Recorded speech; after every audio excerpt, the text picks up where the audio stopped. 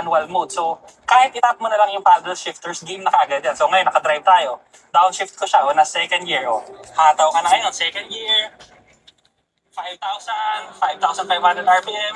Upshift, brake ka, tapos mag-downshift ka. Yun.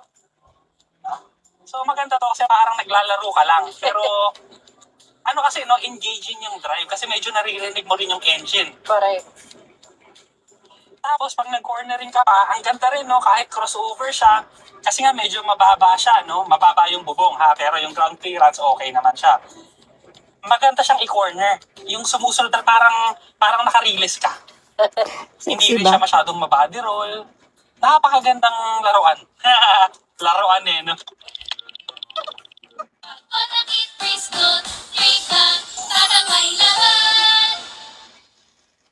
This instant water heater requires no electricity.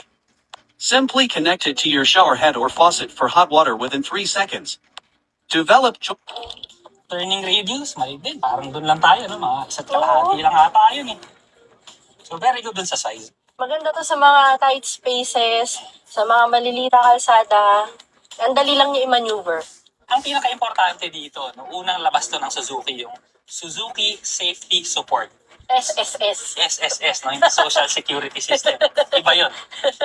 Ang importante kasi doon, meron na tong adaptive cruise control. Maganda to sa mga long drives para hindi ka mapapagod. Pag inon mo siya, so hayaan mo na lang siya. Susundan na niya yung speed ng coaching nasa unahan mo. Tapos kung gusto mong bumilis, so mag-overtake, mag-change ka lang ng lane, tapos pusa na siyang bibilis ulit. So napaka-useful niyan. Lalo na sa city, sa mga sobrang traffic.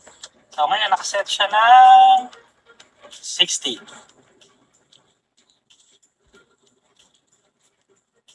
So, minamaintain lang niya yung speed natin, tapos merong motor doon sa unahan.